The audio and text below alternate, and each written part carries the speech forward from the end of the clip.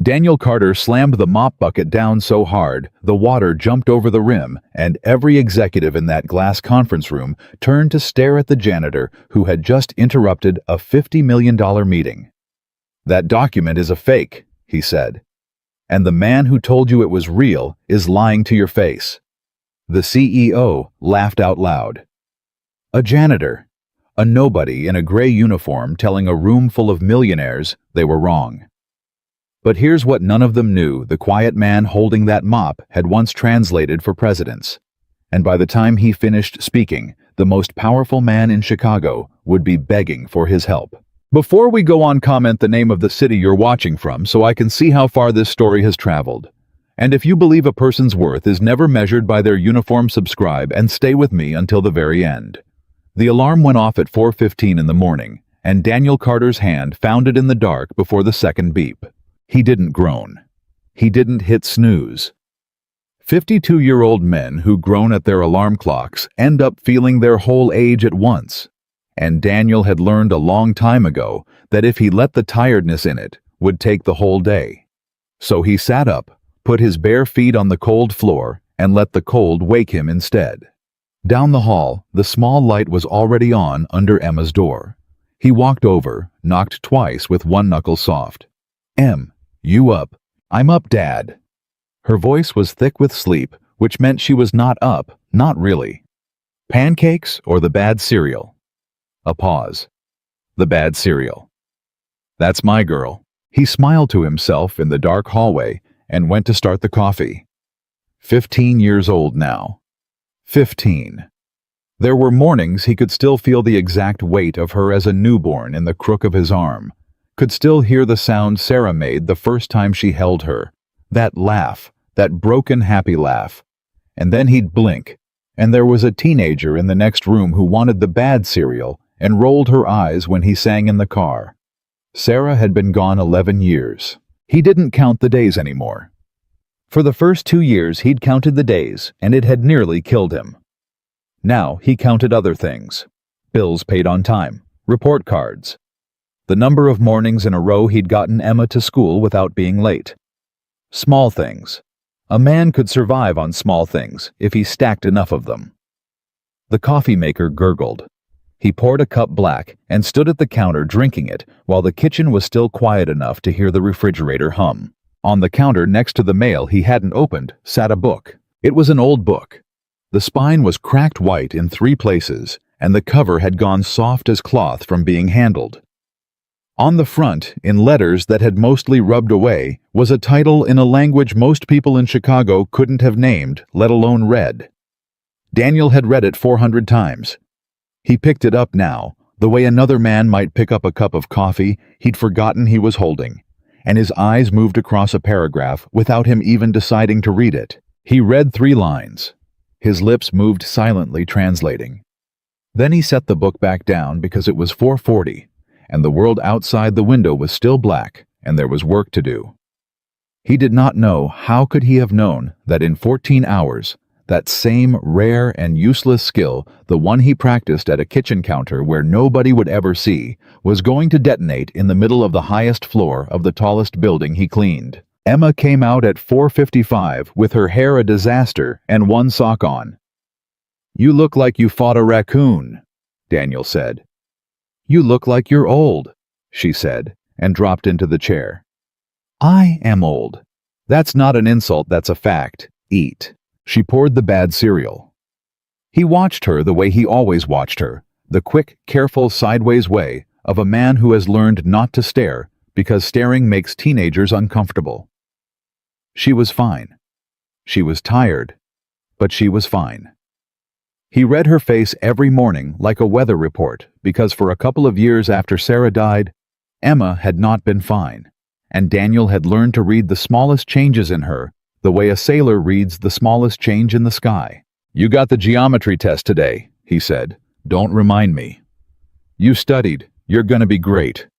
"You don't even know what's on it." "I know you studied. That's the part I know." He rinsed his cup. "The rest is just numbers. Numbers do what you tell them. It's the only honest thing in this world, math. 2 + 2 is 2 + 2 whether you're rich or poor." Emma looked up at him with a spoon halfway to her mouth. "Dad, nobody talks like you." "Somebody's gotta." She almost smiled. Almost. Then she caught herself because she was 15, and smiling at your father was against some law that all 15-year-olds seemed to have signed. He drove her to school in the truck that was older than she was. The heater took 4 blocks to start working. Neither of them minded. This was the good part of the day, this 20 minutes, and both of them knew it, even if neither of them said it. She controlled the radio. He controlled the truck. That was the arrangement. At the drop-off before she got out, she stopped with her hand on the door. "You good today?" she asked. Quick, not looking at him. It was the question she'd started asking a year ago out of nowhere, and it had nearly broken his heart the first time, because he realized she'd been watching him the same careful way he watched her. She'd noticed. All those years he thought he was hiding it, and she'd noticed the whole time. "I'm good, Em," he said. Always. "Okay." She got out. Then she leaned back in for half a second. "Love you?" "Love you more." "Not possible." And she was gone into the crowd of kids, into the part of her life that had nothing to do with him, which is exactly how it was supposed to be. He sat there for a second longer than he needed to, watching the door she'd disappeared through, and then he put the truck in drive and headed downtown because a man doesn't get to sit in a parking lot feeling things. A man has a shift. Apex Global Holdings owned the top 18 floors of a building that scraped the belly of the Chicago sky. Daniel had been cleaning it for 6 years. He came in through the service entrance on the east side, where the loading dock was, where the men who kept the building running came and went, and nobody in a suit ever looked. He badged in. He nodded at Marcus, the security guard, a big quiet man about his own age who worked nights and was always just going home when Daniel was just arriving. "How's the girl?" Marcus asked. Same question every morning. "Growing up too fast." "How's the back?" "Getting old too fast." Same answer. They'd been trading these 2 lines for 6 years, and neither of them was tired of it. There was a comfort in it. 2 men who understood each other without ever once having a real conversation. Daniel changed into the gray uniform in the basement locker room. There was a mirror down there, cheap and spotted, and he caught his own reflection while he buttoned the shirt. He didn't linger on it. He knew what he looked like. He looked like a maintenance worker who was a little too old to be a maintenance worker. Gray at the temples, lines around the eyes, hands that had gotten rough. There was nothing in that mirror that would have made anyone stop and wonder what else he might be, which was exactly how Daniel liked it. Because there had been a time, a whole other life, when people did stop and wonder about him. When he walked into rooms and men in better suits than these Apex executives leaned forward to hear what he had to say. When he stood behind heads of state and turned one man's words into another man's understanding in real time, with a precision that could start or stop an agreement worth more than this whole building. There had been a time when Daniel Carter's name meant something in rooms that most people would never even see the door to. He had let all of it go. Not lost it. Let it go. There was a difference, and only Daniel knew the difference, and he had made peace with it a long time ago. At least that's what he told himself. He'd been 39. Sarah had been sick for 8 months by then, and the insurance had turned out to be a joke. The kind of joke that isn't funny at all.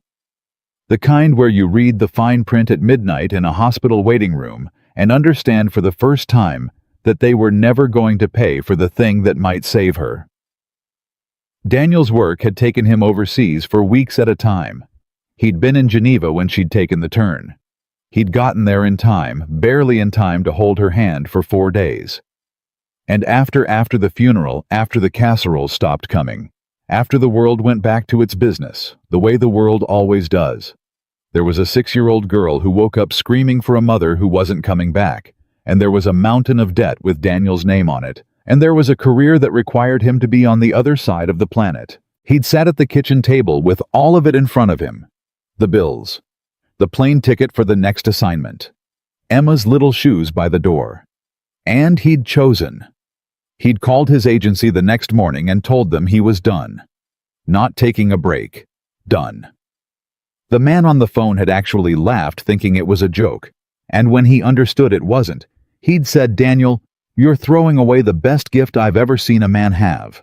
"It's not a gift if it takes me away from her," Daniel had said, and hung up. He never regretted it. He told himself that too. He found a job with steady hours he could plan a child's life around.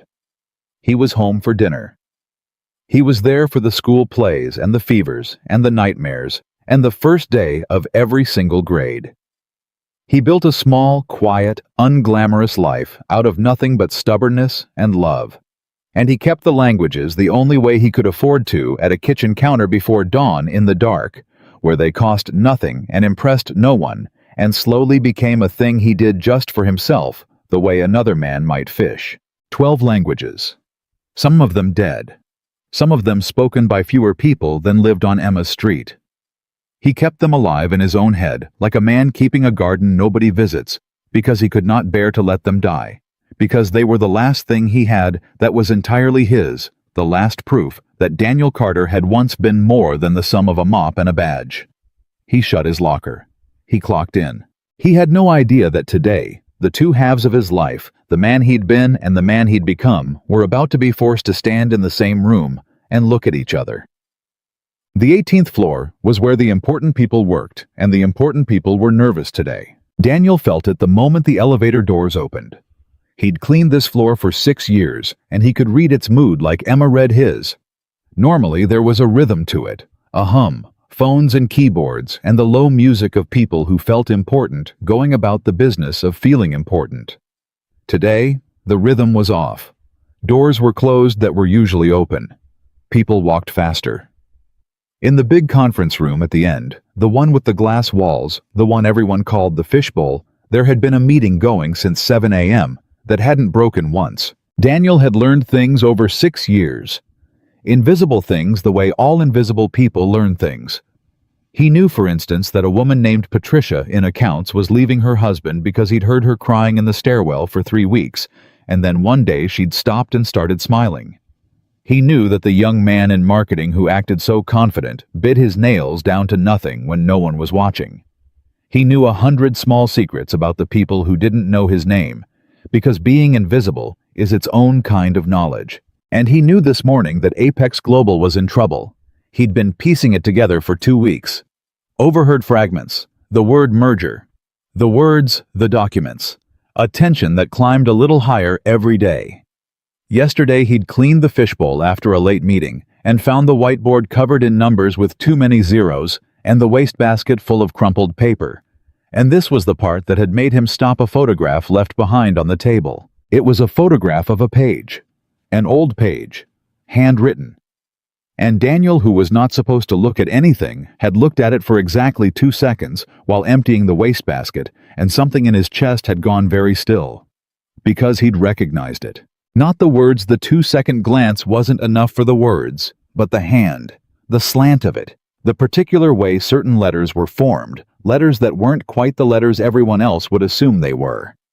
He'd seen that hand before, decades ago, in an archive in a city he'd probably never see again, and the memory of it had come up through him like cold water from a deep well. He'd put the photograph down. He'd finished emptying the wastebasket. He'd gone home and made Emma dinner and helped her with geometry and not said a word to anyone because it wasn't his business, because he was the man who cleaned the room, not the man who was in the meeting. But he hadn't slept much. And now this morning the meeting in the fishbowl was still going, and the mood on the whole floor was the mood of a company holding its breath. Clink. At 11 o'clock, Daniel was mopping the corridor outside the fishbowl when the door opened and a man came out fast. Daniel knew who he was. Everyone in the building knew who Richard Blake was the way you know the weather. He was the CEO. He was 58, silver-haired, expensively built a man who filled a doorway on purpose. He had a voice that carried and a way of looking through people that Daniel had watched him use on secretaries and vice presidents alike. Richard Blake believed Daniel had heard him say it once to a room, as if it were wisdom that a person's worth was written on their business card. And if you didn't have a title, you didn't have much to say. Right now, Richard Blake looked like a man who had not slept either, and had less experience with it than Daniel did. Behind him came another man, younger, sleek, with a leather folio held to his chest like a shield. Daniel had seen him twice before this week. An outside consultant. Somebody they'd brought in. "I'm telling you, Mr. Blake, the translation is complete, and it is airtight," the young man was saying. "My firm has 3 doctorates on this. The provenance checks out. The Hartwell family archive is exactly what they say it is, and Clause 7 transfers the Lakeside holdings to them, not to you. I know it's not what you want to hear." "It's $140 million, Mr. Voss," Richard said. "Don't tell me what I want to hear. Tell me it's wrong." "I can't tell you it's wrong when it's right. My professional recommendation is that Apex concede Clause 7 and restructure the offer. I've put my firm's name on this translation. There's no ambiguity." Daniel kept mopping. He kept his eyes down. This was none of his business. He moved the mop in a slow arc, and he did not mean to listen, but a man can't turn his ears off, and the words Hartwell Archive went into him like a hook, because that was it. That was the hand he'd recognized. The Hartwell Papers. He knew that name. He knew in a way that Mr. Voss, with his 3 doctorates, apparently did not exactly what kind of documents came out of that particular corner of the world, in that particular century, and exactly why they fooled people, and exactly how. He kept mopping. Not your business, he told himself. Not your room. Not your job. You've got a girl to get home to, and this is a $140 million fight between rich men, and rich men don't want the janitor's opinion, and the last thing you need is to make yourself visible. Richard Blake and the consultant went back into the fishbowl. The door closed. Daniel finished the corridor. He wrung out the mop. He rolled the bucket toward the service closet. And he stopped. He stood in the corridor with his hand on the bucket, and he thought about a lot of things very fast. He thought about the fact that it wasn't his business. He thought about the fact that visible men get looked at, and looked at men get remembered, and he'd spent 11 years making sure nobody looked at him too closely. He thought about $140 million, which was a number so large, it didn't mean anything, a number from a world he'd walked out of. And then he thought about the thing he always thought about, the thing under everything. The thing that made every decision for him, whether he wanted it to or not. He thought about Emma. He thought about the day 2 years ago when she'd started asking, "You good today, Dad?" Because she'd figured out that her father was a man carrying something heavy and quiet. And he thought about what he was actually teaching her all these years with his stubbornness and his small stacked victories, and his refusal to ever let anyone see the man he used to be. Was he teaching her that a good man keeps his head down? Or was he teaching her that a good man is afraid? He didn't like the answer that came to him.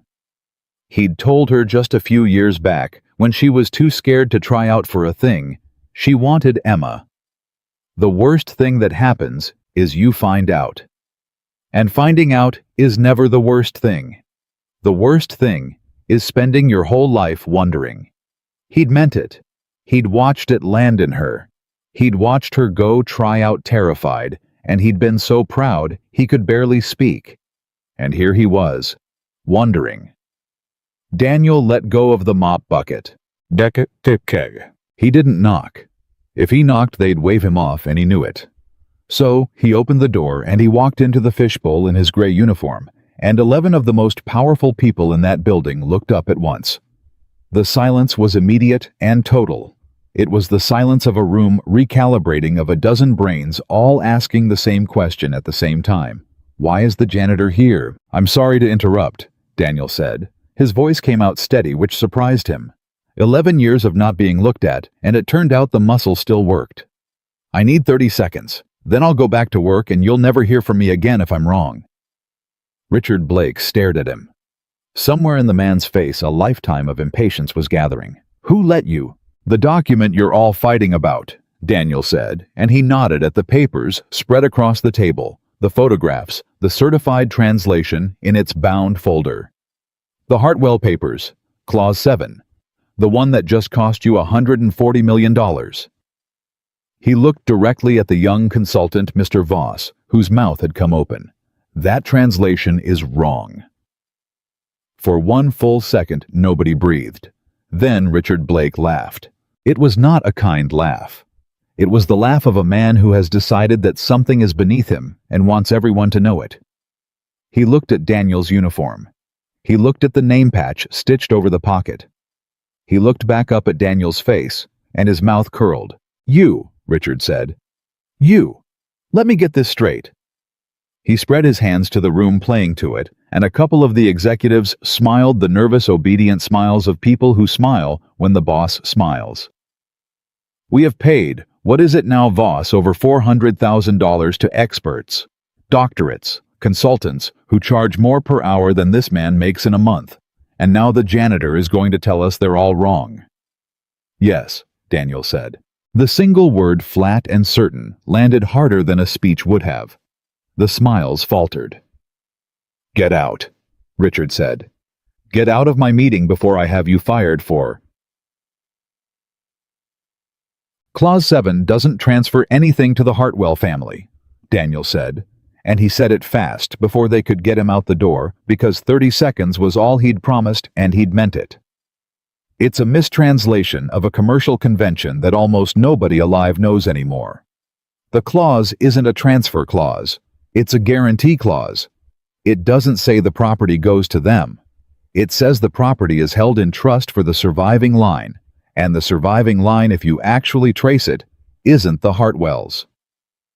Your consultant read one verb wrong, and that one verb is the difference between you losing $140 million and owning it outright. The room had gone from amused to something else, something quieter. The kind of quiet where people who understand money are doing math very fast behind their eyes. Mr. Voss found his voice and it came out too high. That's absurd. This man is a janitor. I have 3 doctoral bow. You have 3 doctorates in the wrong century, Daniel said, not unkindly, and that was almost worse than if he'd said it with venom. The hand is late period. You read it as standard commercial script. It's not. There's a diacritical convention that only shows up in a 40-year window in one region, and it flips the entire meaning of the verb in line 4. It's an easy mistake. He paused. It's a $200 million easy mistake. Richard Blake was no longer laughing. He was staring at Daniel with an expression that Daniel had seen before, a very long time ago on the faces of men in rooms he'd walked out of forever, the expression of a powerful man discovering that the ground under his certainty is not as solid as he thought. "Prove it," Richard said. It came out rougher than he meant it to. Daniel looked at the papers on the table. He looked at the certified translation. He looked at the man who had just laughed at him in front of 11 people. The man who believed that worth was printed on a business card. The man who ran a company where a security guard with a genius idea and a receptionist with a gift and a janitor with a mind full of dead languages could all work for years and never once be asked a single real question. He thought one more time about Emma, about what he wanted her to know about her father. "Give me the original pages," Daniel said. "Not the photographs, the originals, and a chair, and 40 minutes. Nobody moved. Richard Blake looked around the table at his executives, his lawyers, his $400,000 consultant, who was staring at the floor. He looked at the number on the whiteboard with too many zeros. He looked finally back at the man in the gray uniform, who had not once looked away from him. "Somebody get this man a chair," Richard said, and Daniel Carter, building caretaker, single father, keeper of a garden nobody visited, pulled the certified translation toward him, opened the first of the original pages, and for the first time in 11 years in front of a room full of people who had never once seen him, began to read out loud in a language none of them understood. The chair scraped against the floor as someone pushed it toward him, and Daniel sat down without a word, pulling the first original page close under the light. For a moment, nobody in the fishbowl moved. 11 people watched a man in a gray uniform lean over documents that had cost them a fortune, and the silence was so complete you could hear the building's air handlers breathing somewhere above the ceiling. Daniel didn't rush. That was the first thing that unsettled them. A man who was bluffing would have rushed, would have filled the silence with noise to cover his fear. Daniel did the opposite. He set his rough hands flat on the table, one on each side of the page, and he simply looked. His eyes moved slowly across the first line, then back, then down to the second, and his lips moved without sound, the way a man's lips move when he's praying or counting money. Richard Blake stood at the head of the table with his arms crossed. He'd given the man 40 minutes because he wanted to watch him fail, and failing was going to take longer than mockery, and Richard had already decided how the story would end. The janitor would stammer. The janitor would guess. The janitor would say something vague and impressive sounding, and then Richard would let him hang there for a while before having security walk him back to his mop, and that would be the end of it. A funny story to tell at the next dinner party. You won't believe what happened during the Hartwell mess, but the janitor wasn't stammering. "Line 1, Daniel said, and his voice had changed. It was quieter now and steadier, the voice of a man reading his own handwriting. "Your translation says, quote, the entailed properties of the estate.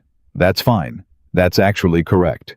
Whoever did the first pass got the opening right, and that's part of why nobody caught the mistake. The document starts out completely normal." Voss, the consultant, opened his mouth. "I don't think we need a—" "Let him finish," Richard said. He surprised himself saying it, but there was something in the room now, a change in the air pressure, and Richard Blake had not built a company worth billions by ignoring the feeling in a room. "Line 2, Daniel went on. "Line 3. Also correct. Boilerplate. The kind of language that shows up in 1,000 estate documents from this period, and if you've read 1,000 of them, your eye slides right over it because you already know what it says before you read it. That's the trap." He looked up just for a second and found Voss's eyes. "That's always the trap. You stop reading the words and start reading what you expect the words to be." Voss's jaw tightened. He didn't answer. "Then line 4, Daniel said. He stopped. He put one finger on the page on a single cluster of marks that meant nothing to anyone else in the room, and he tapped it once softly. "Right here." 10 people leaned forward at the same time, and none of them could have told you why. Your translation reads, line 4 as quote shall pass to the surviving heirs of the Hartwell name. Pass to, transfer. That's the verb your firm built its whole conclusion on. That's the $200 million verb. Daniel looked at the mark under his finger. "And it's wrong." "It is not wrong." Voss had gone pale, but he stood his ground. "I have the entire team's sign-off. That verb form appears in the standard lexicons. Transitive future third person. It means to convey, to pass to transfer. It's in the dictionaries, Mr. Blake. I can show you the page." "Show me the page," Daniel said. It was so calm that it took Voss a second to realize he'd been challenged. The consultant fumbled with his folio, pulled out a printout, a photocopy of a lexicon entry with a passage highlighted in yellow, and slid it across the table like a man laying down a winning card. "There. Read it yourself." "Oh, but—" And he caught himself and something ugly flickered across his face. "I forgot. You can read it, can you? A man who mops floors."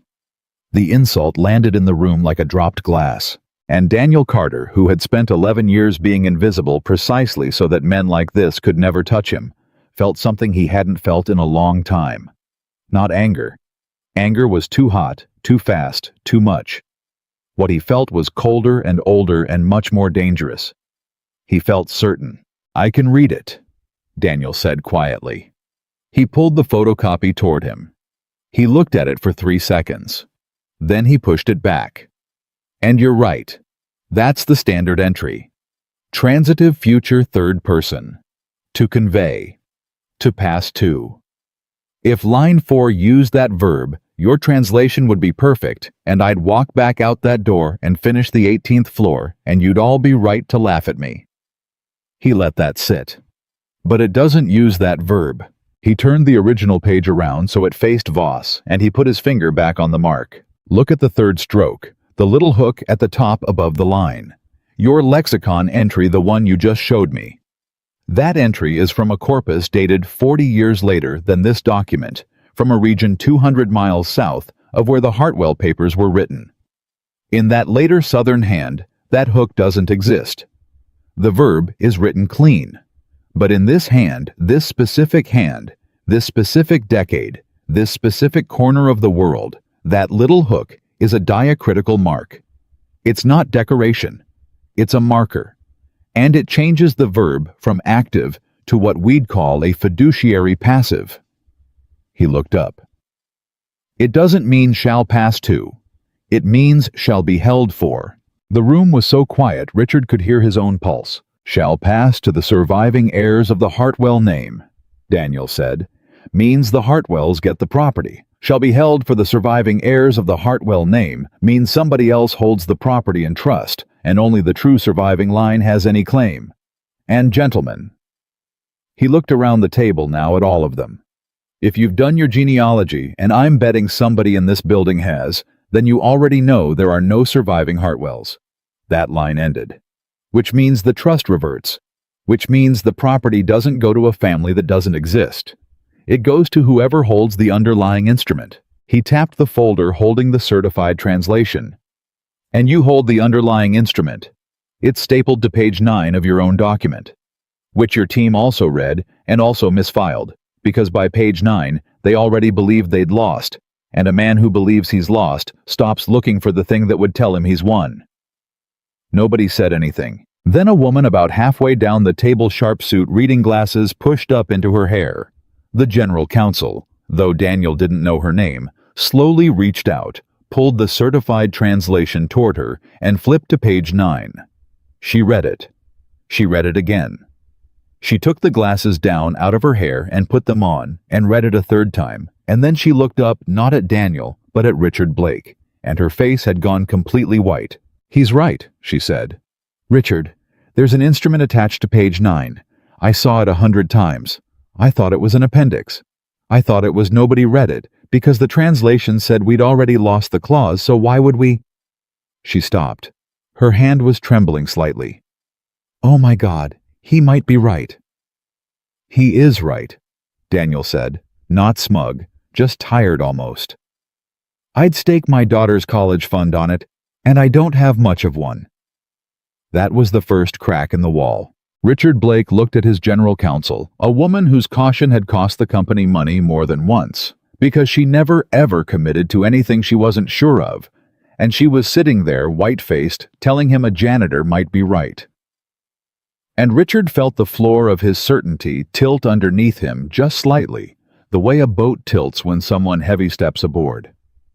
Everybody out, Richard said suddenly. Heads turned. Not him. He pointed at Daniel. Everybody else. Voss, you stay. Ellen, you stay. The general counsel.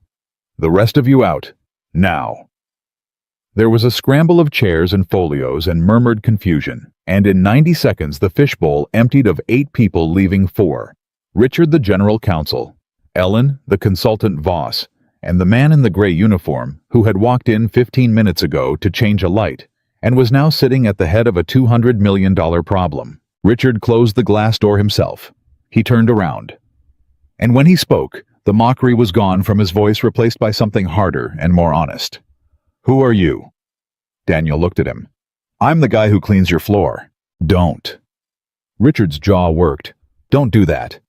A man who mops floors does not walk in here and take apart a $400,000 translation in 10 minutes.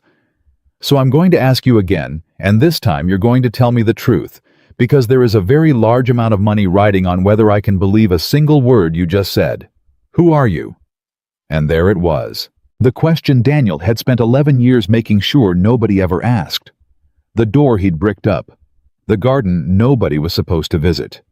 He could feel the two halves of his life standing in the room, looking at each other exactly as he'd feared they would when he woke up that morning, not knowing this was coming. He was quiet for a moment, and when he answered, he didn't answer the man's question. He answered a different one. 12 years ago, Daniel said. I was in a room a lot like this one, except the men in it ran countries instead of companies, and the number on the whiteboard had a couple more zeros, and I was standing behind a chair, the way a translator stands behind a chair, invisible, necessary, and completely forgotten the second the deal was done. He looked at his own hands on the table. I did that for 14 years. I was very good at it. I was one of maybe 4 people in the world who could do certain kinds of it. And then my wife got sick. Ellen, the general counsel, went very still. And the thing about that kind of work, Daniel went on, is that it takes you away, weeks at a time, Other side of the planet. And a man can't be on the other side of the planet and also be sitting in a hospital holding his wife's hand, and he definitely can't be on the other side of the planet and raising a 6-year-old girl who just watched her mother die. He looked up at Richard. So I made a choice. I quit. All of it. And I found a job with hours I could plan a childhood around, and I have not translated a single word out loud for another human being in 11 years. He gestured at the papers on the table. Until about 10 minutes ago. The silence in the fishbowl was a different kind now. It wasn't the silence of people waiting for a man to fail. It was the silence of people who have just watched something rearrange itself in front of them and don't quite know what to do with it. Voss found his voice, and it came out smaller than before. That's a very moving story, but it doesn't make him right about the verb. No, Daniel agreed. The verb makes me right about the verb. The story just tells you why nobody bothered to ask. Ellen laughed. It burst out of her, half a laugh, half something else, and she put her hand over her mouth. Oh, I like him, she said to no one in particular. Richard didn't laugh. Richard was doing the thing that had made him rich, which was calculating. Fast, cold. He was looking at Daniel Carter and running numbers that had nothing to do with dead languages. If the janitor was right, Apex kept the Lakeside holdings, and the merger didn't just survive.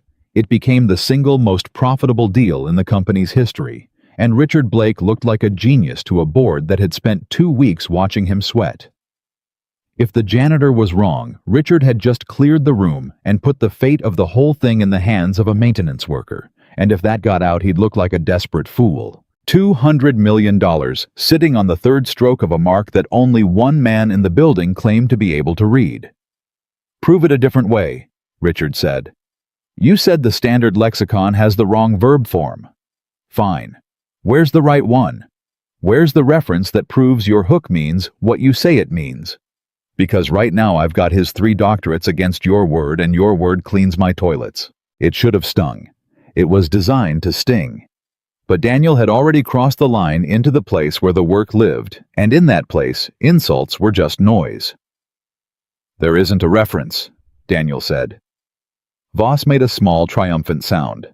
There isn't a reference, Daniel repeated over him, because the corpus that documents this diacritical convention was never digitized, never translated into English, and exists as far as I know in exactly one place, a regional archive that flooded in 1997 and lost most of its collection.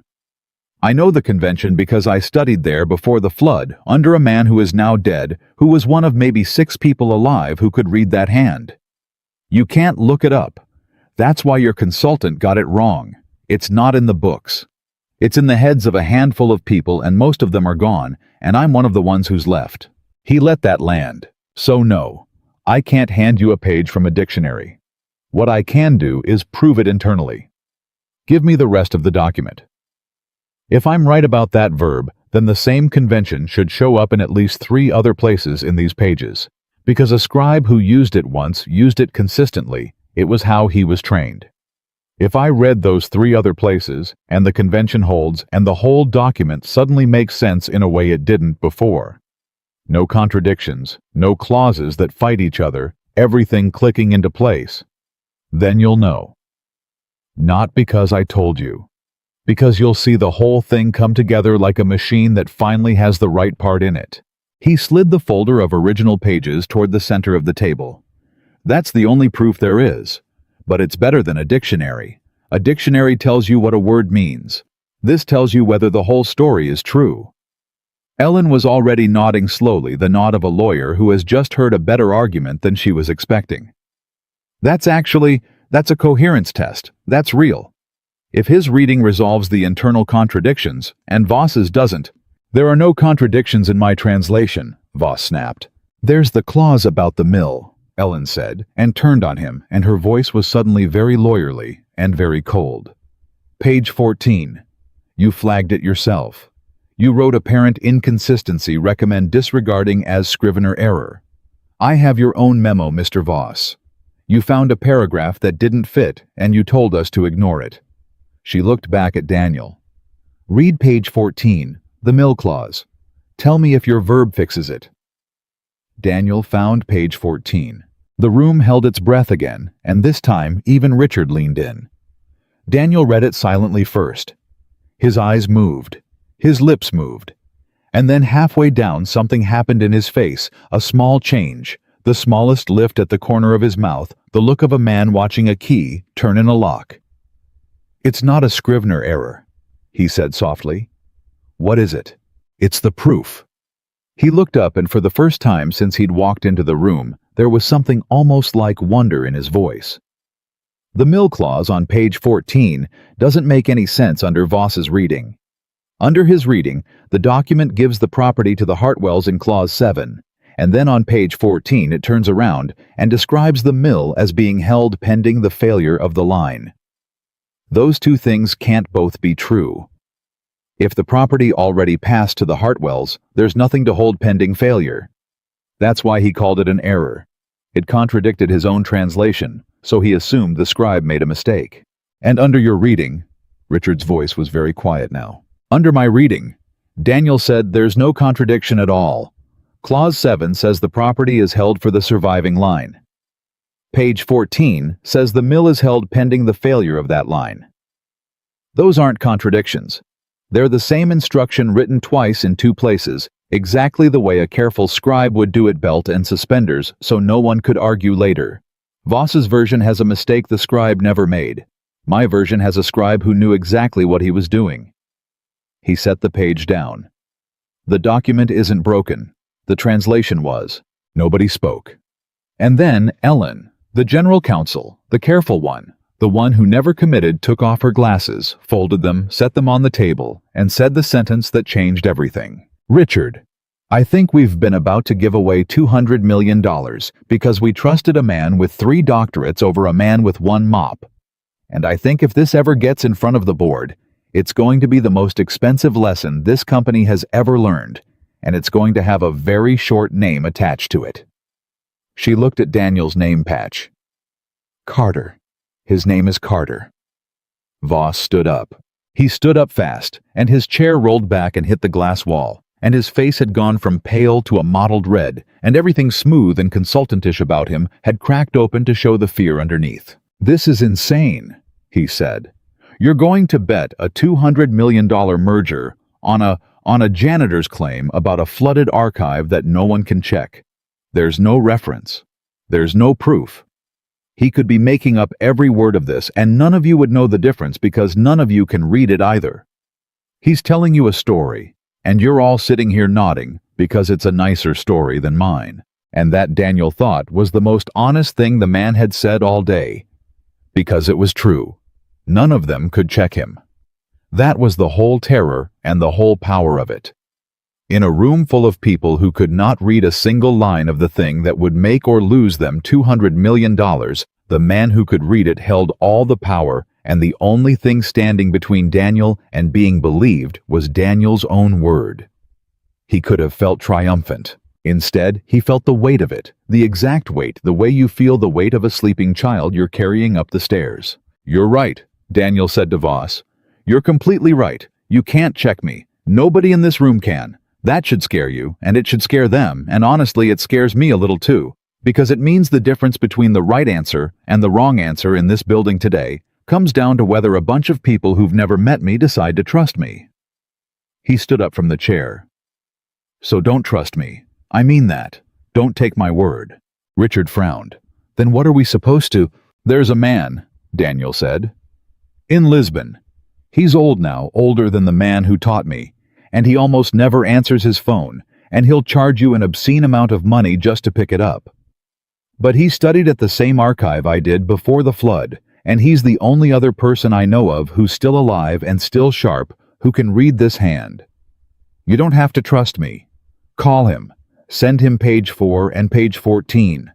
Ask him one question, active or fiduciary passive. Don't tell him what I said. Don't tell him what Voss said. Just ask him what the verb is." Daniel looked around the table. "If he says past to then, Voss is right. I'm a fraud, and you can walk me back to my mop and never think about me again. And if he says held for—" He didn't finish the sentence. He didn't have to. Ellen was already writing. "What's his name?" Daniel told her. And Richard Blake stood at the head of his conference table and understood with the particular clarity that comes to powerful men in the rare moments when they stop performing that the janitor had just done something no consultant, no executive, no lawyer in the building had done in 2 weeks. He'd given them away to be sure. Voss had given them confidence. Daniel had given them a test. And a man who offers you a test he might fail is a very different kind of man from one who only offers you confidence he insists you accept. "Make the call," Richard said. Ellen left the room with her phone already at her ear, and then there were 3 of them in the fishbowl: Richard, Daniel, and a consultant named Voss, whose whole career was now sitting on a phone line to Lisbon, and who knew it, and who could not sit back down. The clock on the wall said 11:52. Richard came around the table slowly and sat down across from Daniel, and for a long moment the 2 men just looked at each other, the CEO in the $4,000 suit and the caretaker in the gray uniform, and something passed between them that neither of them would have been able to name. "You could have kept your mouth shut," Richard said. It wasn't an accusation. It was almost a question. "You walk in that door. You make an enemy of a man who bills 400 grand, you put your job on the line, and for what? If you're wrong, you're fired and humiliated. If you're right, you embarrass a room full of people who sign your paychecks. There's no version of this where you come out ahead. So why'd you do it?" Daniel thought about the real answer. He thought about a 15-year-old girl who'd started asking, "You good today, Dad?" He thought about all the years he'd taught her, without ever saying it out loud, that a good man keeps his head down and stays invisible, and never ever lets anyone see who he really is. He thought about the moment in the corridor an hour ago, when he'd finally understood what that lesson actually was, and how much he didn't want it to be the thing his daughter learned from him. But he didn't say any of that to Richard Blake. Some gardens you don't show. "Because I could read it," Daniel said simply. "And you were about to make a terrible mistake. And I've spent 11 years being the kind of man who lets other people make their own mistakes as long as it keeps me safe and invisible." He shrugged one shoulder. "I got tired of being that man. That's all. Nothing noble about it. I just got tired." Richard studied him. "How long?" he said slowly. "Have you been cleaning this floor?" 6 years. 6 years. Richard sat back. Something moved across his face, and for the first time it wasn't calculation. It was something closer to shame, though a man like Richard Blake would never have used that word. "You've been in and out of that door for 6 years, and I have never once, not one single time, asked you a question that wasn't about a light bulb." "That's not a crime," Daniel said. "You're a busy man." "No." Richard shook his head slowly. "No, don't do that either. Don't let me off. I've got a company full of people I walk past every day, and I have spent my whole life believing that the ones worth talking to are the ones with the right title, and I have said that out loud in this room like it was wisdom. And there's been a man cleaning the floor for 6 years who—" He stopped. He didn't finish it. He couldn't quite. The glass door opened. Ellen came back in, and she was holding her phone against her chest, and her face was doing something complicated, and all 3 men turned to her at once. "Did you reach him?" Richard said. "I reached him." "And?" Ellen looked at Voss. Then she looked at Daniel. Then she looked at Richard, and she took a breath, and the clock on the wall ticked over to 11:58, and the whole company's future balanced on the next thing she was about to say. "He was furious that I called during his lunch," Ellen said. "He charged me $800 just to look at the pages. He kept saying it was an insult to send a scan of something this important." She set the phone down on the table. And then he looked at line 4. And he was quiet for a long time. And then he said— She stopped, and her voice caught, and she had to start again. He said, "Whoever translated this for you as an active transfer should be fired, because this is a fiduciary passive, and any child from the old school could see it, and the verb means held for not passes to." The room did not erupt. That was the strange thing. $200 million had just swung from lost to won on a phone line from Lisbon, and nobody cheered, nobody stood, nobody made a sound. The moment was too big for noise. Voss sat down. He sat down slowly, and he put his face in his hands, and he did not say anything at all, because there was nothing left to say. And Richard Blake turned and looked at the man in the gray uniform who had been cleaning his floor for 6 years, and he opened his mouth to speak, and found that for the first time in a very long time, Richard Blake, who always had something to say, did not have a single word. Daniel just nodded once, like a man confirming something he'd already known. Then he glanced at the clock, and something shifted in his face, a small private alarm. "It's almost noon," he said, and there was a new urgency in his voice, a different kind entirely. "I need to make a phone call." "A what?" Richard blinked. "You just won us $200 million, and you need to make a phone call." "My daughter's got a geometry test today," Daniel said, already standing, already reaching for the door. "She was scared about it this morning. She gets out at noon. I told her I'd be there when she called to tell me how it went. And I have never once broken a promise to that girl, and I'm not going to start on the day I finally decided to stop being invisible." And he walked out of the fishbowl, past the 8 executives hovering in the hallway, who parted around him like he was made of something they couldn't touch, past the general counsel, who watched him go, with her hand still on her phone, past the whole 18th floor of Apex Global Holdings, that would within the hour know his name for the first time in 6 years. Behind him in the glass room, Richard Blake stood alone at the window with $200 million and a consultant with his face in his hands and a question that had started very small an hour ago and was now the biggest thing in his life. How many others had he never seen? And down in the lobby, standing by the tall windows with the noise of the city coming through the glass, Daniel Carter took out his phone, and it rang once, and he answered it before the second ring, and he heard his daughter's voice, breathless and 15 and alive, say, Dad, you were right. Numbers do what you tell them. I think I got an A." And Daniel closed his eyes, and for the first time in 11 years, standing in the lobby of a building where he had just changed everything, a man who had given up the whole world for a little girl, felt the world quietly, carefully begin to give some of it back. He was back at his cart on the 14th floor by 1 o'clock, because a man doesn't get to win $200 million and then take the afternoon off, not when he's punched a clock at Apex Global Holdings and there are still trash cans that need emptying. That was the part nobody upstairs understood. Daniel had walked out of the fishbowl and gone back to work. He'd finished the phone call with Emma, standing in the lobby, with his eyes closed and his daughter's voice in his ear, telling him she'd gotten an A, and then he'd put the phone in his pocket and taken the service elevator down and picked up his cart exactly where he'd left it.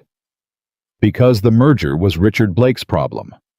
The trash was Daniel's. But the building had changed while he was gone. He felt it the moment the elevator doors opened.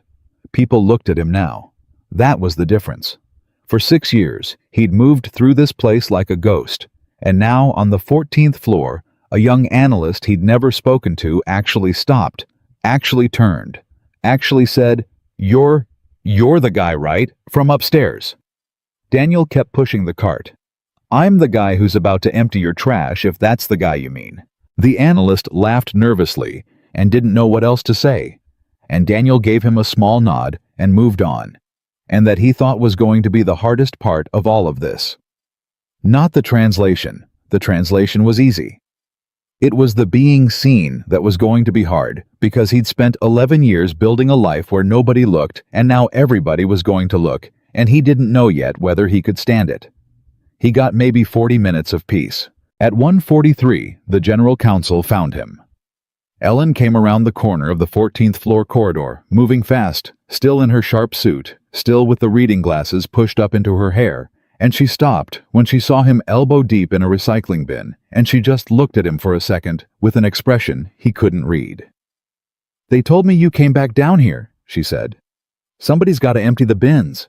"Mr. Carter," she said it carefully, "there is a room on the 18th floor full of very important people who are currently trying to figure out how to keep a $200 million deal from falling apart.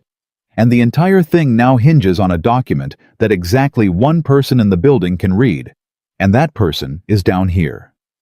She gestured at the recycling bin a little helplessly, doing that. Daniel straightened up. The Lisbon confirmation. That's enough for the board, isn't it? You've got 2 independent readings now, mine and his. It's enough to believe you. It's not enough to close. Ellen took the glasses out of her hair and started cleaning them on her sleeve, a nervous habit he'd noticed. She did it when she was about to say something difficult. The other side's lawyers are going to fight this. Of course they are. We're about to tell them that $140 million clause they thought went their way actually goes ours, and their whole position was built on the same translation ours was. When we tell them it's wrong, they're going to demand to know who says so, and when they find out it's... She stopped.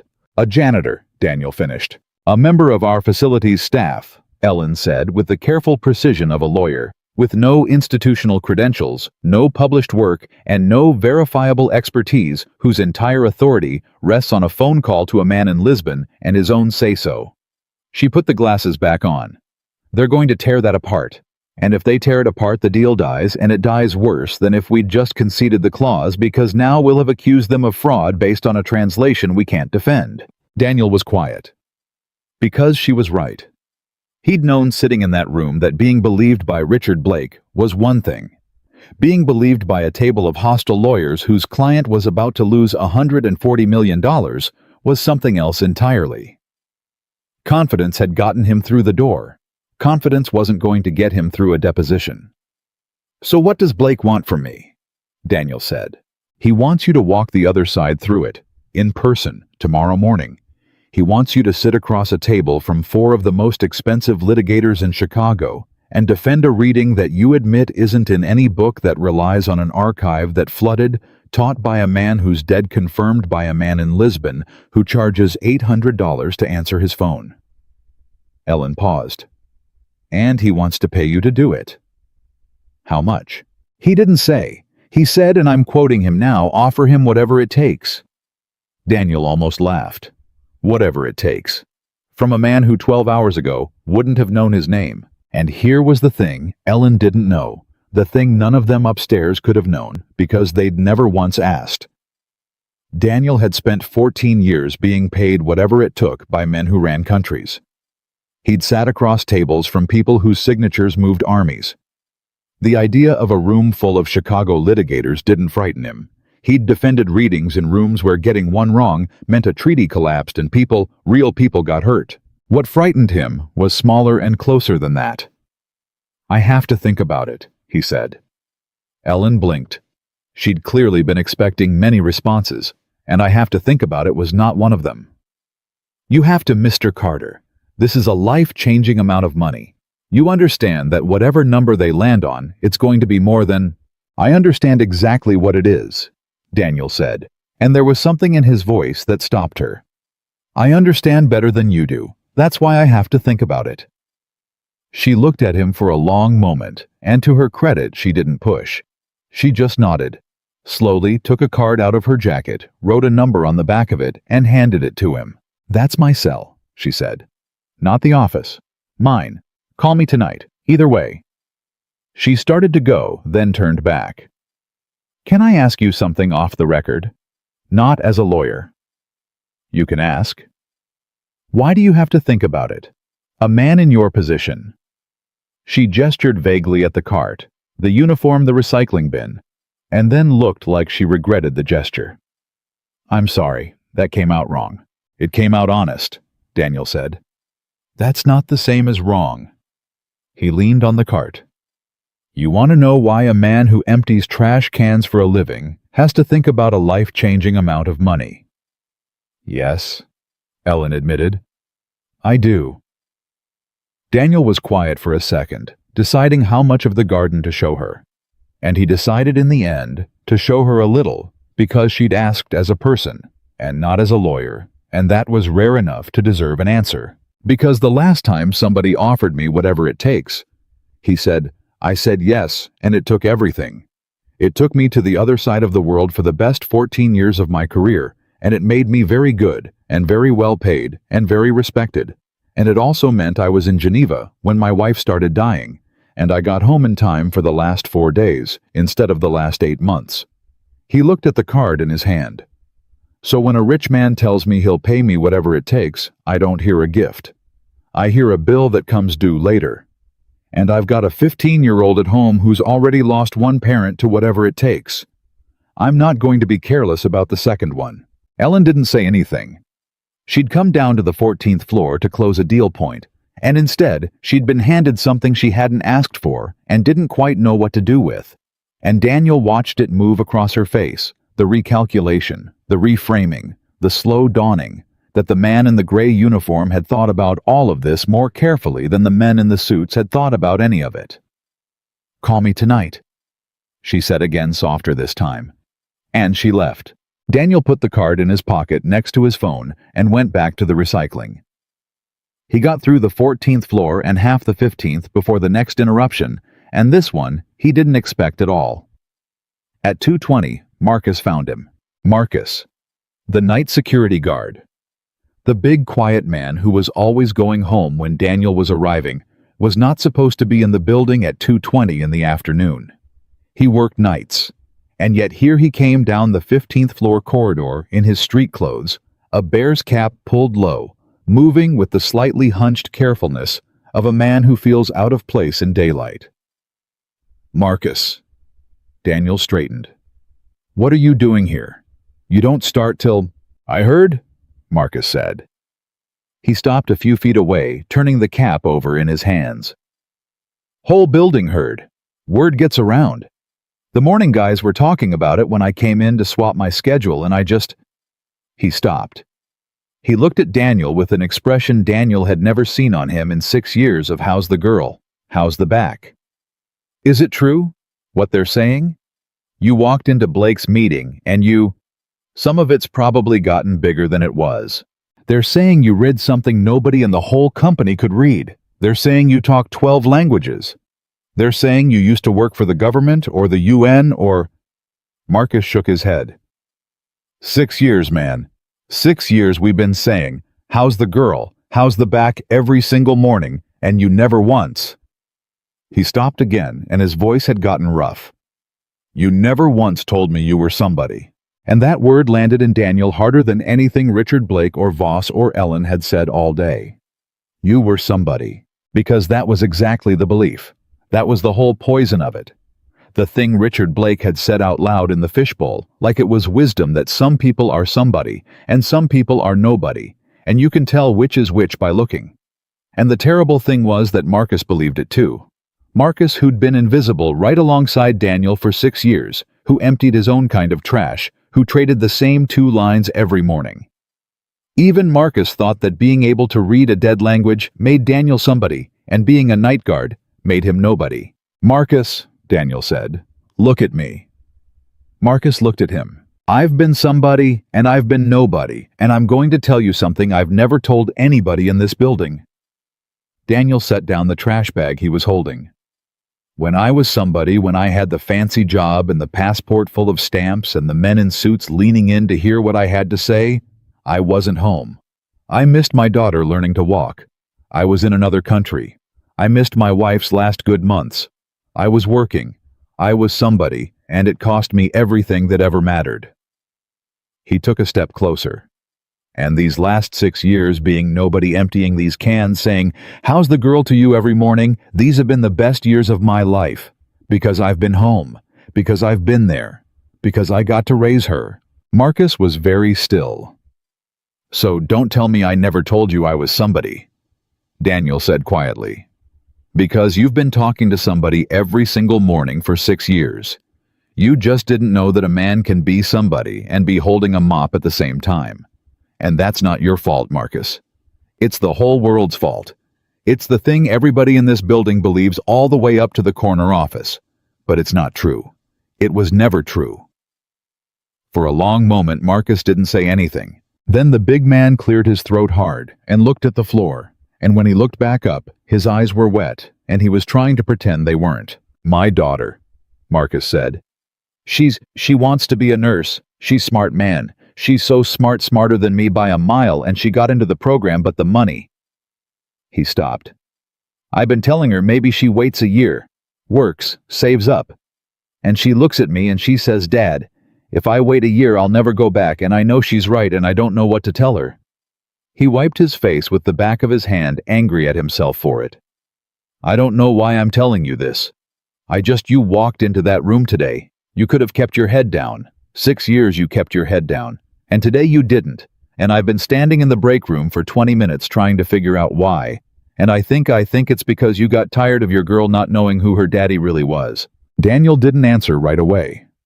Because Marcus, the night guard, the man everybody in the building walked past, had just seen straight through to the center of it. Had seen the thing Daniel hadn't fully said out loud, even to himself. Had understood in 20 minutes in a break room what $400,000 of consultants and a room full of executives had completely missed.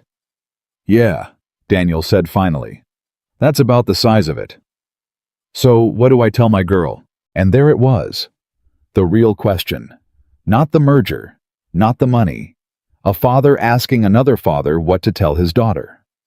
Daniel thought about it. He thought about the card in his pocket with Ellen's cell number on the back. He thought about offer him whatever it takes.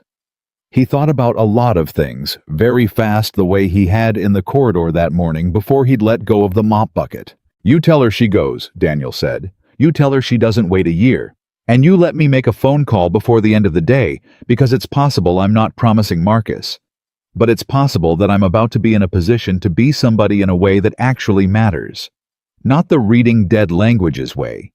The helping a friend's kid go to nursing school way. That's the only kind of somebody worth being. Marcus stared at him. I can't take I didn't offer you anything yet. I offered to make a phone call. Daniel picked the trash bag back up.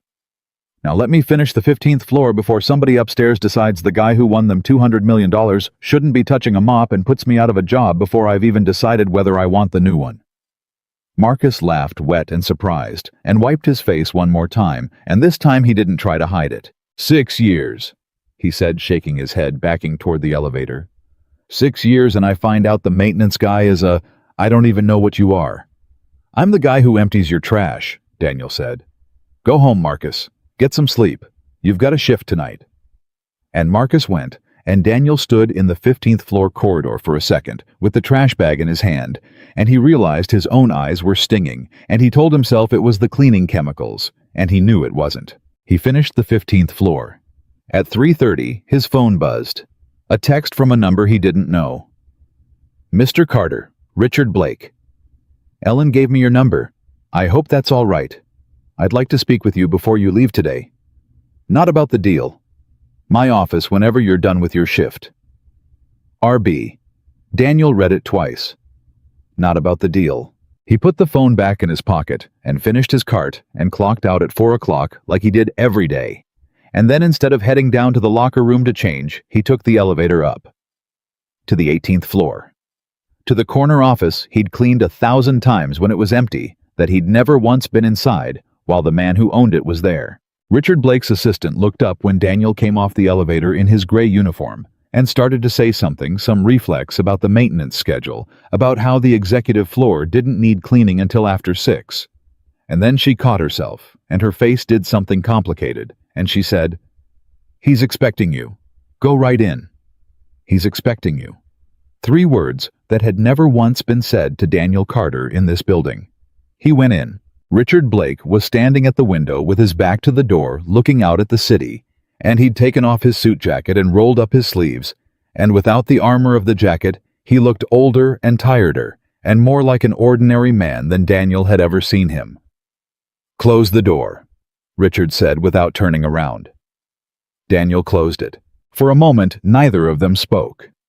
Richard kept looking out at the city, and Daniel stood just inside the door, and the distance between them, the CEO at the window, the caretaker at the door, was the same distance it had always been, the distance the whole building was built to maintain. Ellen tells me you have to think about it, Richard said finally. That's right.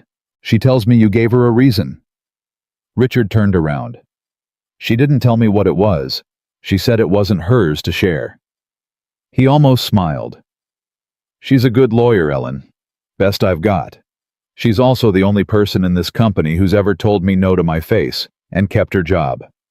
He gestured to the chairs in front of his desk. "Sit, please." Daniel didn't sit. "I'm in my work clothes. I'll get the—" "Daniel!" Richard said his first name, and it stopped him. "Sit down. I'm asking you as a man, not as your employer. Sit down." Daniel sat. Richard came around and sat across from him, not behind the desk, but in the other chair. Close no barrier between them, and Daniel understood that this was deliberate, that a man like Richard Blake knew exactly what a desk between two people meant, and had chosen to remove it.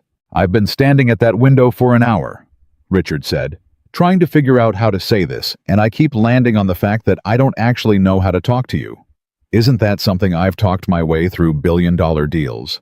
I've talked senators into things. And I've been sitting here for an hour not knowing how to talk to the man who's been cleaning my office for 6 years, because it turns out I never learned how, because I never once thought I'd need to." He paused. "That's not an apology. I'm getting to the apology. That's the thing underneath it." Daniel waited. "This morning," Richard said, "I laughed at you, in front of my whole senior team. I looked at your uniform, and I decided I knew everything I needed to know about you, and I laughed, and I told you to get out of my meeting." He looked Daniel in the eye. "And 4 hours later, a man in Lisbon told me you'd just saved this company $200 million, and the thing I keep coming back to isn't the money. The money's real, but it's not the thing. The thing is that I would have kept laughing at you for another 6 years.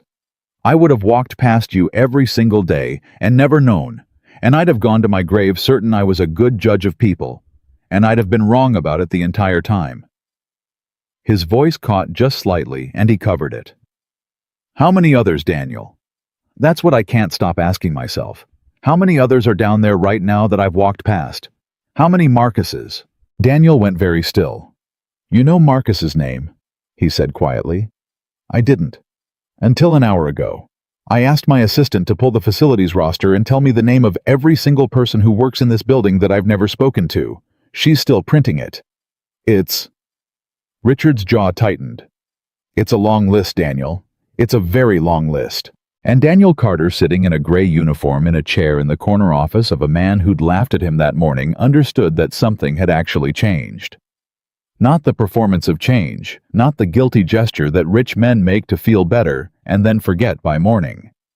Something real had cracked open in Richard Blake, and Daniel had seen enough men in enough rooms to know the difference between a man managing his image and a man genuinely coming apart at the seams of a belief he'd held his whole life. "I don't want your consultant job," Daniel said. Richard blinked. "I haven't offered it yet." "You're going to.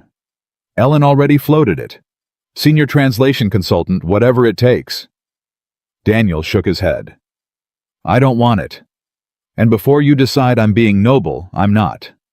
I want to tell you exactly why I don't want it, because I think it's the most useful thing I can say to a man who just asked, how many others? Tell me, because if you hire me, the janitor who turned out to be somebody, and you promote me up out of that uniform and put me in an office and give me a title, then you get to feel like you fixed it. You get to tell yourself the story where the deserving man got recognized and rose up and everybody claps. And it's a very nice story, and it lets everybody off the hook." Daniel leaned forward. "But it doesn't fix the thing you actually just discovered.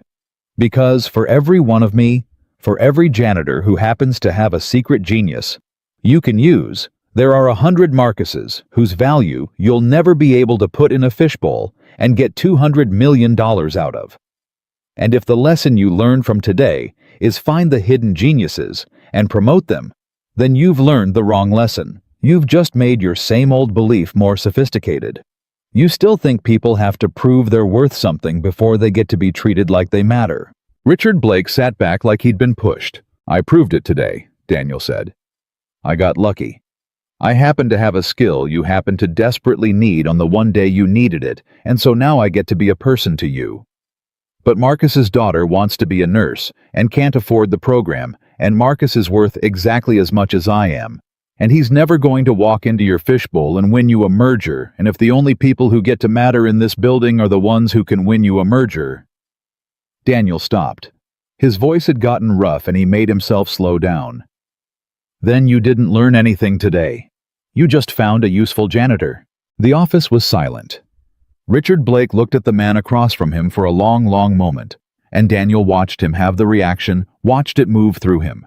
And it was not the reaction Daniel had expected. He'd expected defensiveness. He'd expected the reflexive pushback of a powerful man, told he's still wrong, even in the middle of trying to be right.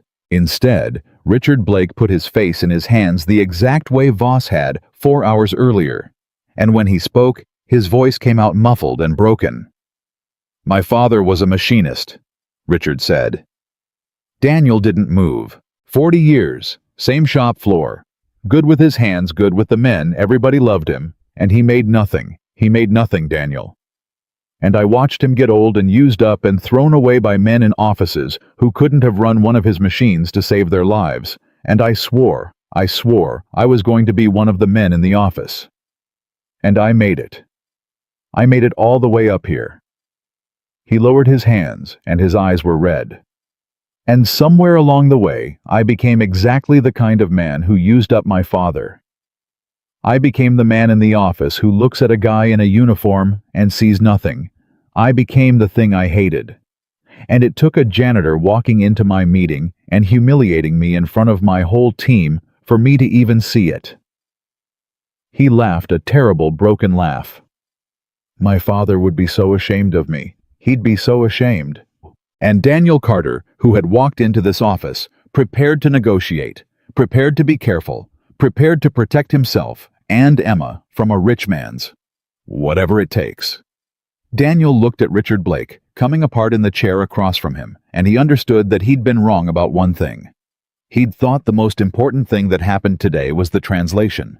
But sitting here now, watching a powerful man weep over a machinist father he'd betrayed by becoming successful, Daniel understood that the translation had never been the important thing at all. The translation was just the thing that got him in the door. The important thing was happening right now in this office between two men who'd each given up something enormous to become who they were, and were only just now at 52 and 58 beginning to count the cost. "Richard," Daniel said.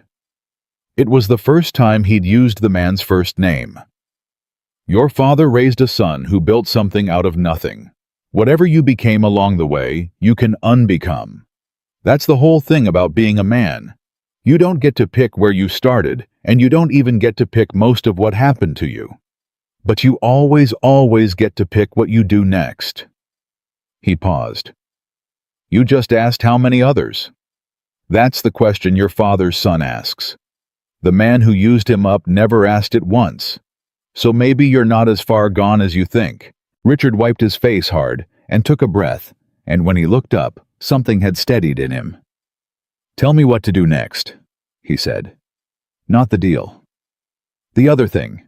The Marcus thing. You said promoting you is the wrong lesson. Fine, I believe you. So tell me the right one. What do I do?" And Daniel Carter, building caretaker, sat forward in his chair in the corner office at 4:40 in the afternoon and began for the second time that day to explain something to Richard Blake that the man had needed his whole life and never once been told. "You start with Marcus," Daniel said. "Not because of me, not because he's my friend. You start with Marcus because his daughter got into a nursing program and can't afford to go, and that's a problem you can solve with a rounding error on what you paid Voss to be wrong. But you don't do it as charity. You do it as a program. You build something that any employee in this building can apply to on paper on the record, so it isn't the CEO handing out favors to the people he happens to notice. Because the second it's about who you happen to notice, you're right back where you started." Richard was listening with an intensity Daniel had only seen him give the merger. "Say more. You've got a tuition problem. You've got a childcare problem. You've got people 2 floors down deciding between medicine and rent, and you don't know about any of it because you've never asked. So ask. Put a box on every floor. Anonymous. What would change your life that this company could help with? And then read every single card yourself. Not your assistant. You." Daniel leaned forward. "You want to know how many others, Richard? That's how you find out. Not by hoping another janitor walks into your meeting. By building a door people can walk through without having to first perform a miracle to earn the right to knock. Richard was quiet for a moment. Then he stood up, walked to his desk and pressed a button on his phone. "Janet, cancel the rest of my afternoon." A pause. His assistant's voice careful. "Sir, you have the call with the underwriters at 5 and the—" "Move it. Move all of it." He let go of the button and turned back to Daniel, and there was something new in his face now. Something Daniel recognized because he'd felt it himself that morning in the corridor. It was the look of a man who has decided to do a thing before he can talk himself out of it. "I want to meet him, Marcus. Today. Before I lose my nerve, before I let this become a memo somebody drafts in 3 weeks that nobody reads. Is he still in the building?" "He went home. He's got a shift tonight." "When does he start?" 10. "Then I'll wait." Richard sat back down. "I'll be here at 10. I want to shake his hand, and I want to look him in the eye, and I want to ask him about his daughter, and I don't want a single other person in the room, because if I bring an audience, it becomes a photo op, and this can't be a photo op. This has to be a man talking to a man." He rubbed his face. "God, listen to me.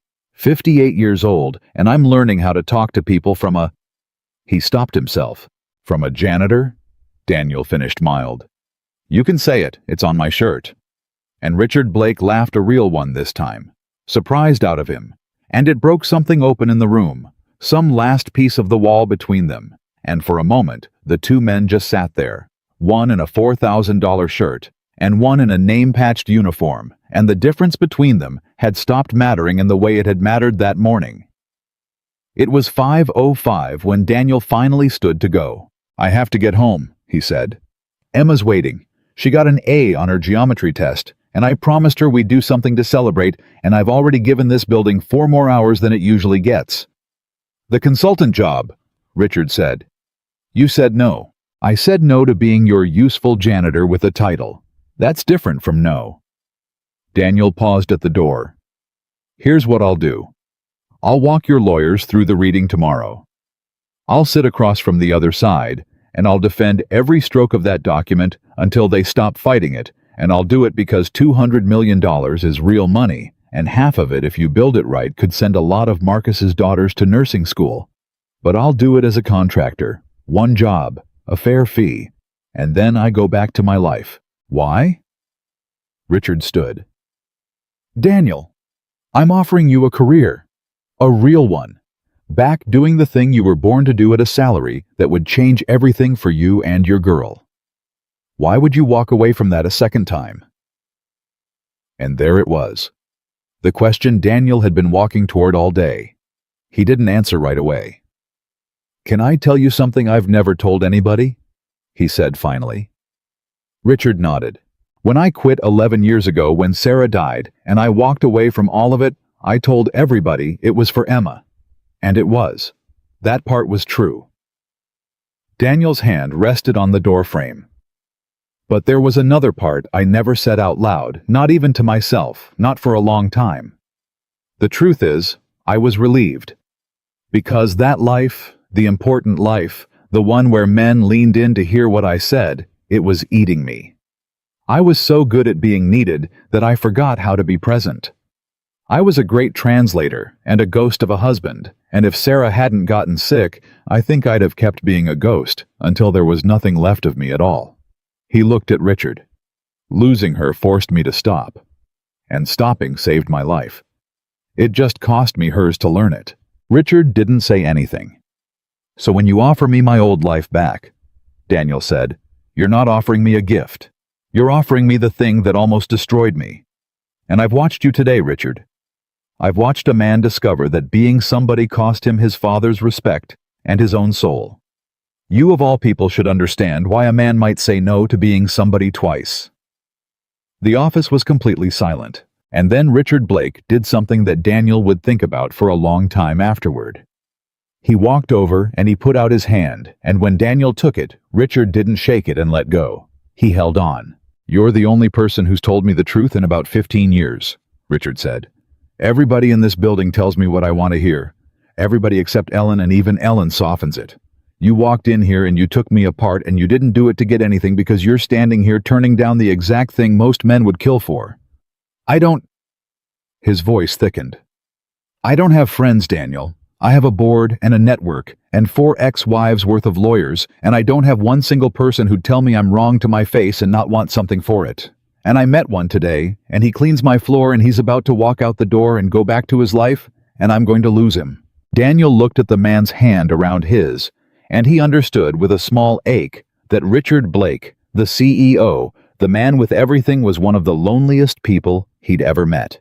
"You're not going to lose me," Daniel said. "I'm not taking the job, but I'll take a cup of coffee. Every few weeks, you and me.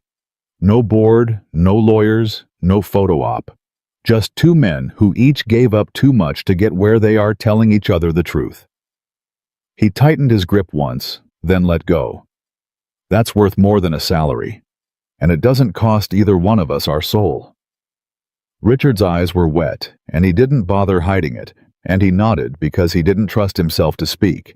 Daniel left. He rode the service elevator down for the last time. That day, changed out of the gray uniform in the basement and walked out through the east entrance where Marcus would be coming in 5 hours later to start his shift. He drove home in the truck with the heater that took 4 blocks to work, and the whole way he thought about the strangeness of the day, the way a Tuesday that started with the bad cereal had turned into the day the 2 halves of his life finally stood in the same room and made peace. Emma was at the kitchen table when he got home, homework spread out, and she looked up when he came in and immediately knew something was different. "You're late," she said. "And you're smiling weird. What happened?" "Long day." "Dad." She put her pencil down. 15 years old, and she could read him like a weather report, same as always. "You're doing the thing where you say long day so you don't have to tell me the real thing. What happened?" So he told her. He sat down across from his daughter at the kitchen table, where he'd studied dead languages under a lamp for 11 years, and he told her the whole thing, the meeting, the document, the CEO, who laughed, the phone call to Lisbon, all of it. And Emma listened with her mouth slowly falling open, and when he got to the part where the man in Lisbon confirmed the verb, she made a sound that was half laugh and half something else, and by the time he finished, she had tears standing in her eyes, and she was staring at him like she'd never seen him before. "Dad?" Her voice was very small. "You did all that, and then you came home. You won them $200 million, and you came home and you didn't even tell me until I made you." "There was nothing to tell until you made me. That's kind of the whole point, Em." "No."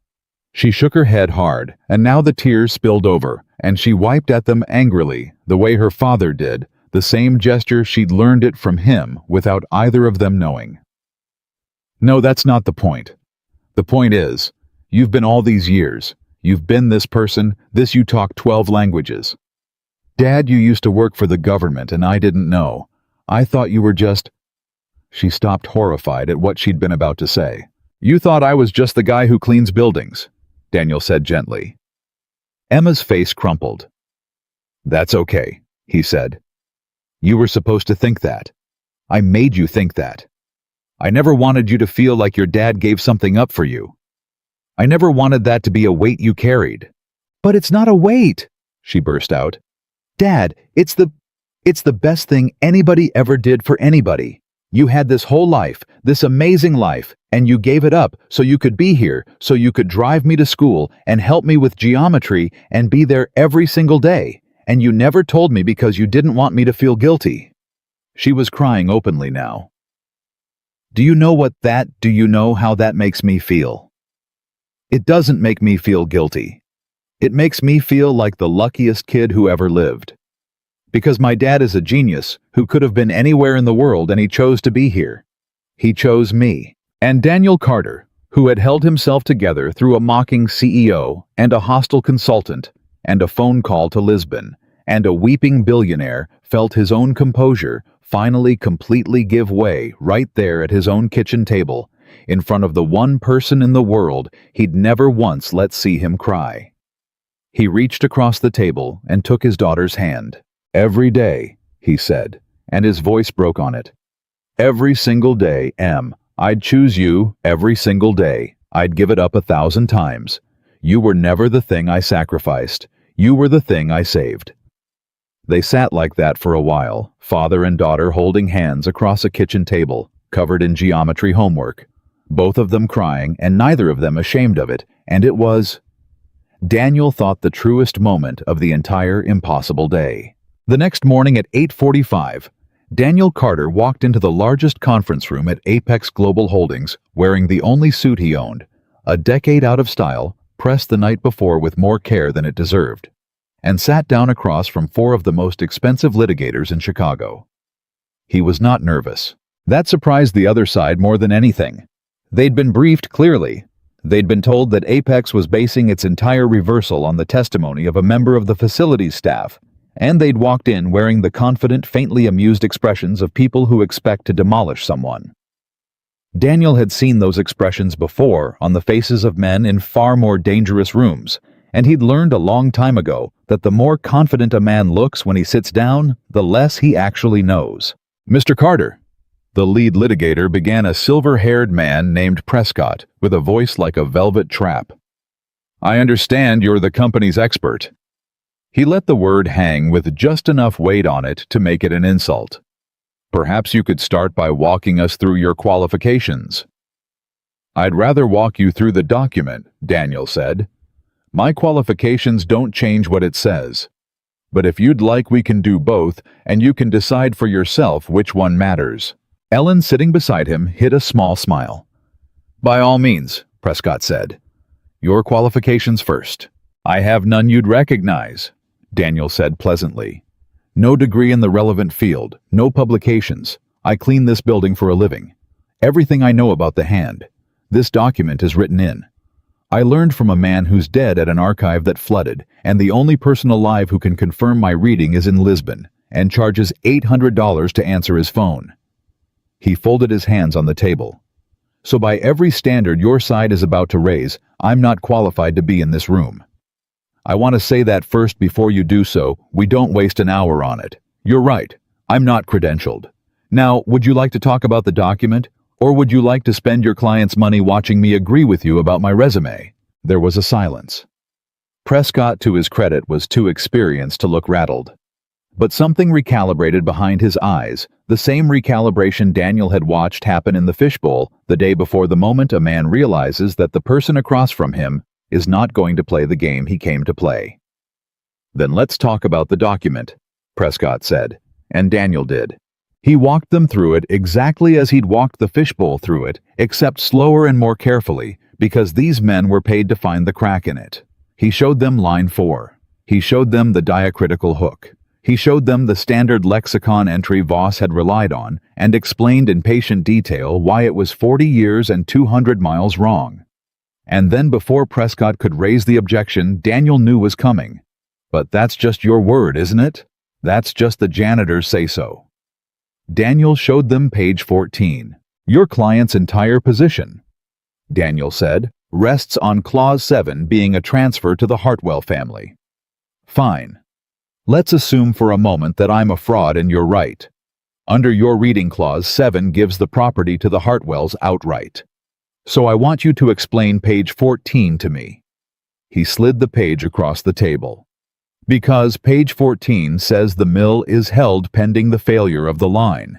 And if the property already passed to the Hartwells in Clause 7, then there's nothing to hold pending anything. The two clauses contradict each other. Under your reading, this document is broken. It says two opposite things, 4 pages apart, and you have to assume the man who wrote it made a mistake in one of the most important legal instruments of his life." He let it sit. "Under my reading, there's no contradiction at all. Clause 7 says held for. Page 14 says held pending failure. Same instruction stated twice, exactly the way a careful man protects a document he knows will be fought over someday. My reading makes the document whole. Your reading makes the author an idiot." Daniel looked at Prescott. "So I'll ask you the same thing I asked myself yesterday. Which is more likely that a man who drafted a 200-year instrument contradicted himself in the middle of it, or that a consultant with 3 doctorates in the wrong century read one verb wrong? The four litigators across the table did not answer immediately. They looked at page 14. And Daniel watched the thing happen that he'd known would happen. The thing he'd learned to recognize over 14 years in rooms exactly like this one, the moment when the other side stops trying to win and starts trying to figure out how badly they're going to lose. It moved down the table, one lawyer at a time, a quiet, terrible dawning, and Prescott, the velvet trap, the silver-haired demolisher, took off his glasses and set them on the table and looked at Daniel Carter for a long, long moment. "Where did you say you learned this?" Prescott asked. And this time, there was no insult in it. This time, it was the real question, the one people asked when they'd stopped performing. "An archive that doesn't exist anymore," Daniel said. "From a man who's gone. It's a dying knowledge, Mr. Prescott. There are maybe 6 of us left who can read this hand, and when we're gone, documents like this one will just be noise, marks on a page nobody can hear." He paused. "That's the part that should actually worry your client. Not that I read it right, but that so few people can read it at all that your side got all the way to this table believing something that isn't true, and if a janitor hadn't happened to empty the wrong wastebasket, nobody would ever have known." Prescott was quiet. Then he did something that no one at the table expected. He extended his hand across it. "In 30 years, Prescott said, I have never once conceded a reading in the room. I've always taken it back to my own people first." He shook Daniel's hand. "I'm not going to do that this time because I don't have anyone who can check you, and I think you know that, and I think you also know that if I bring in someone who can check you, they're going to tell me exactly what the man in Lisbon told your general counsel." He let go. "I'll recommend my client accept the reading. There'll be paperwork. There always is. But this is over. You won it at page 14. It was 10:20 in the morning. Ellen let out a breath she'd apparently been holding for an hour. Across the table, the other litigators were already gathering their things, and the mood in the room had changed entirely, the way a storm changes when it finally breaks. And Daniel just sat there in his 10-year-old suit, and felt not triumph, but something quieter and heavier, the strange, unglamorous weight of having done a hard thing correctly. When the room had cleared, Ellen turned to him. "Do you have any idea," she said, "what you just did? Prescott doesn't concede. Prescott has never conceded. There are lawyers in this city who've built entire careers on the fact that they survived a deposition with Prescott, and you just made him shake your hand and give up before lunch." "I didn't make him do anything," Daniel said, standing, straightening his old jacket. "The document did that. I just read it out loud." "You keep saying that, because it keeps being true. That's the whole thing, Ellen. That's the thing nobody in this building wanted to believe yesterday. I'm not a genius. I'm just a man who can read a thing sitting in a room full of people who couldn't. The value was never in me being special. It was in somebody finally asking the person who happened to know." He picked up the folder of documents. "There are people who know things all over this building, all over this city. The only difference between them and me is that yesterday, for once, somebody let me talk." Ellen looked at him for a moment, and then she said quietly, "Richard met with Marcus last night, at 10. He was here when the shift changed." She paused. "He told me this morning he's never doing another deal without walking the floor first. He said it like a man taking a vow." She shook her head slowly. "I've worked for that man for 9 years. I have never seen him change his mind about anything, and you changed his whole self in about 4 hours." Daniel picked up his coat. "I didn't change him," he said. "His father did that 40 years ago on a machine shop floor. It was in there the whole time. I just emptied the right wastebasket." And he walked out of the conference room down to the basement and changed back into the gray uniform because it was still a Wednesday, and he still had a shift, and there were still trash cans on the 14th floor that weren't going to empty themselves, and because a man who had just turned down a fortune to keep his own soul intact had one more thing to do before this day was over, and it had nothing to do with the merger and everything to do with a phone call he'd promised to make about a girl who wanted to be a nurse. He made the phone call at 6:15 that evening from his own kitchen with Emma pretending not to listen from the next room. Marcus picked up on the second ring, and his voice had the careful, braced quality of a man who's been waiting all day for a call he's afraid to want. "Daniel. You busy?" "I got a shift in 3 hours. Did something happen?" You sound different." "Something happened." Daniel pulled out a chair and sat down. "Blake met with you last night, at the shift change." A pause. "Yeah, he did." Marcus's voice went strange. "Man, I gotta tell you, I didn't know what to think. 10 o'clock I'm badging in and the CEO of the whole company is standing there in the lobby waiting for me. Just waiting, in his shirt sleeves. No suit jacket, no assistant, nobody. And he shakes my hand and he asks me my daughter's name." Marcus stopped. "Nobody up there has ever asked me anything. 6 years. And the CEO's standing in the lobby at 10 at night asking me about my kid." "What did you tell him?" "I told him the truth. I told him she got into the nursing program and we can't swing it. And he listened, man. He actually listened. Didn't check his phone, didn't rush me. And then he said something I didn't understand. He said your daughter's already in. And before I could ask what that meant, he shook my hand again and said he had to be somewhere, and he left." Marcus's voice cracked. "What did he mean, Daniel?" "She's already in. I've been turning it over all day. I didn't want to hope. You don't hope about stuff like that. You hope, and then it turns out to be nothing, and it hurts worse." Daniel closed his eyes, because he'd told Richard about Marcus's daughter at 4:20 the day before, and Richard had gone down to the lobby at 10 that night, on the same day he'd learned the girl existed, and he'd already made it happen. "Marcus," Daniel said, "are you sitting down?" "Why?" "Sit down." There was a scrape on the other end of the line. "Apex started a fund yesterday," Daniel said. "Blake set it up before he went home last night. It's an employee education program, and it's open to anybody in the building, any position, no titles, no interviews, no proving you deserve it first. You put in an application on one piece of paper, and the company covers tuition for you or your kids. And your daughter." Daniel's own voice was going now, and he let it. "Your daughter is the first one, Marcus. She's the reason it exists. When Blake said she's already in, he meant it. Full tuition, all 4 years. She goes." The line was silent. Then Daniel heard it, the sound of a big, quiet, proud man on the other end of a phone, completely coming apart, trying to be silent about it, and failing the ragged breathing of someone who's been holding a fear for months and just had it taken out of his hands. "Marcus, you there?" "I'm here." It came out wrecked. "I'm here. Daniel, I can't—" He stopped, breathed, tried again. "I gotta call her. She's at her mama's tonight. I gotta call my baby and tell her she's going." A wet laugh. "She's gonna be a nurse. My girl's gonna be a nurse." "She's gonna be a nurse. How do I—" Marcus's voice dropped. "How do I thank him, a man like that? How do I even—" "You don't thank him," Daniel said. "You raise a daughter who becomes the best nurse in that hospital, and someday she saves somebody's life at 3 in the morning, and that's the thank you. That's the only one that ever mattered." He paused. "And Marcus, this wasn't me. I want you to hear that.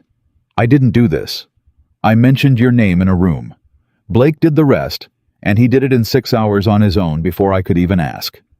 Whatever changed in that man, it's real. Don't thank me. Just let your girl go be who she's gonna be." 6 years, Marcus said for the 3rd time in 2 days, but it meant something different now. 6 years, we said, how's the girl, how's the back? And it turns out you were the answer to my whole life, and I didn't know it. I wasn't the answer to anything, Daniel said. I just finally opened my mouth. Go call your daughter.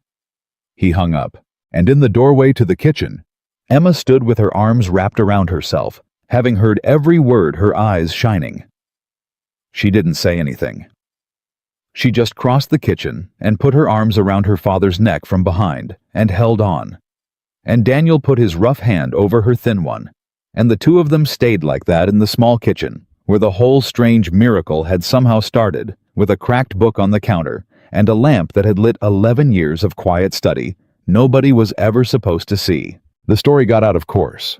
Stories like that always do. By Friday, the whole building knew about the fund, and by the following week, people were talking about it in a way that made Ellen nervous, because talk in a company that size has a way of turning into either a movement or a lawsuit, and she couldn't tell yet which one this was going to be. Richard didn't seem worried. Richard, in fact, had stopped seeming like the man he'd been for the past decade, and the people who'd worked for him longest noticed at first the way you notice weather changing before anyone announces it. He walked the floors now. That was the thing everybody talked about. The CEO, who used to move between the parking garage and the 18th floor without touching anything in between, now got out on random floors and just walked. Talked to people, asked them their names, and then unnervingly remembered them. A woman in accounts payable named Patricia, the one Daniel had once heard crying in the stairwell, told a coworker that Blake had stopped at her desk and asked what she'd change about how the company ran, if she could change one thing, and when she'd stammered out an actual answer, he'd written it down. In a little notebook. He carried a little notebook now. The receptionist's idea about the client onboarding process got implemented in 3 weeks and saved the company more than Voss's consulting fee. The security team's night shift safety proposal, the one Marcus and 2 others had been quietly sitting on for a year because nobody would listen, went into effect that spring. A maintenance worker 2 floors down from Daniel's turned out to have spent 15 years in HVAC and had a plan for the building's energy system that cut the utility bill by a number with real commas in it. None of these people had needed to be discovered. That was the thing Daniel kept trying to tell anyone who'd listen in the weeks after. They'd been there the whole time. The talent had been sitting in the building for years on every floor, in every uniform waiting. The only thing that had ever been missing was a door and a man willing to stand at it and ask. 3 weeks after the merger closed, Richard called Daniel up to the 18th floor. Daniel went up in this gray uniform because he was still wearing it, because he'd meant what he said, and he'd gone back to his own life, and the only thing that had changed was that now people said his name in the hallways. He'd taken the one-time contractor fee for the deposition work, a fair number generous even enough to fix the truck and start something that could actually be called a college fund for Emma, and then he'd gone right back to emptying trash cans, and he'd been perfectly, genuinely content to do it. Richard was waiting for him with a cup of coffee already poured. 2 cups. He remembered Daniel took it black. "Sit," Richard said. "Please." Daniel sat. "I'm not going to offer you the consultant job again," Richard said. "You've said no twice, and I've finally figured out that you mean it, and I respect it, even though it drives me a little crazy." He slid the coffee across. "But I want to run something by you. Not an offer, an idea. And I want you to tell me if it's stupid, because you're the only person who tells me when things are stupid." "Go ahead." "That knowledge you have," Richard said. "The hand, the dying language. You told Prescott there are maybe 6 people left in the world who can read it. And when they're gone, it's gone. Documents like the one that just made this company $200 million become, what did you call it? Noise. Marks on a page nobody can hear." He leaned forward. "That bothered me, Daniel.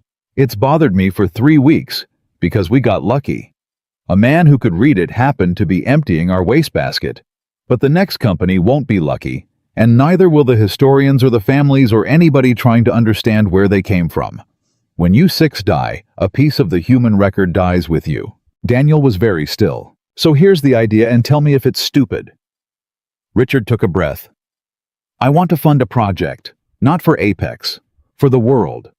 I want to find the other 5 people who can read what you read, and I want to pay them well and with respect to record everything they know before it's gone.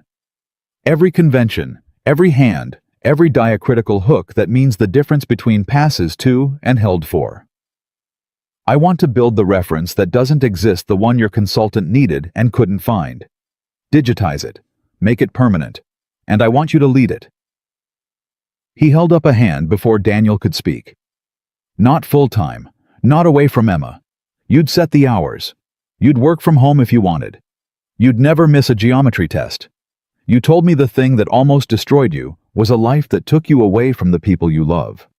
This wouldn't take you away from anyone. It would let you save the one thing you spent your whole life keeping alive at a kitchen counter where nobody could see it."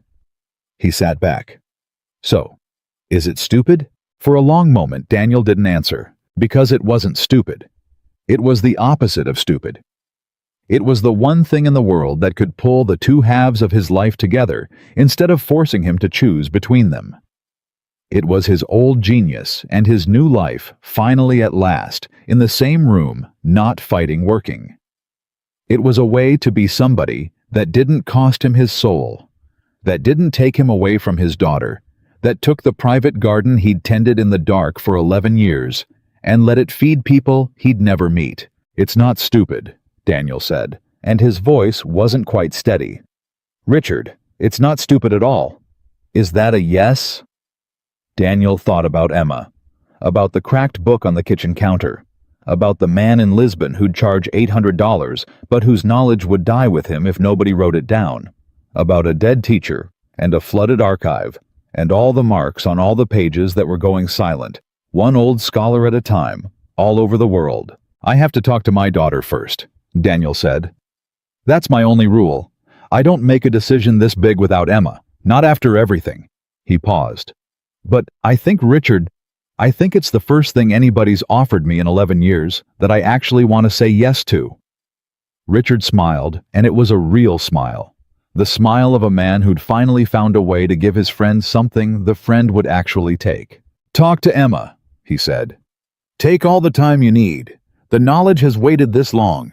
It'll wait for a 15-year-old to weigh in." Daniel talked to Emma that night. He laid it all out at the kitchen table, the same table, always the same table, and Emma listened with the serious, careful attention she'd inherited from him, and when he finished, she was quiet for a while. "Can I ask you something?" she said finally. "Anything. When you were before, when you had the important job, were you happy?" Daniel thought about it honestly because his daughter deserved an honest answer. "Parts of it," he said. "I was proud. I was good at it, and being good at something feels good, but happy." He shook his head slowly. "No, not really. I was too busy being needed to be happy, and I was never home." "And now," Emma pressed, "emptying trash cans. Are you happy now?" "Yes." He didn't hesitate. "These 11 years with you, these are the happiest of my life. That's not a thing I say to make you feel good, Em. It's just true." Emma nodded slowly. "Then here's what I think." She folded her hands on the table so exactly like him that it made his chest hurt. "I think the old job made you proud, but not happy because it took you away from everybody.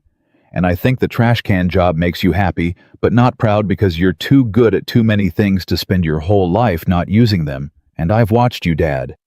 I've watched you read that book at the counter at 5 in the morning when you think I'm asleep. You love it. You've always loved it. You just gave it up for me." She looked at him steadily. "And this new thing, it's the first one that's both. Proud and happy. Because you'd get to use the thing you love, and you'd still be home every night, and you'd be saving something that would die without you." She spread her hands. "So why are you even asking me?" "You already know." Daniel looked at his daughter for a long moment. "Because you're the reason I gave it up," he said quietly, "and I wasn't going to pick it back up without your blessing. Not this. Not after everything you gave up too, without ever getting to choose it." And Emma's eyes filled, and she reached across the table and took her father's hand the same way he'd taken hers 3 weeks before. The gesture passing back and forth between them like something inherited. "You have my blessing, Dad," she said.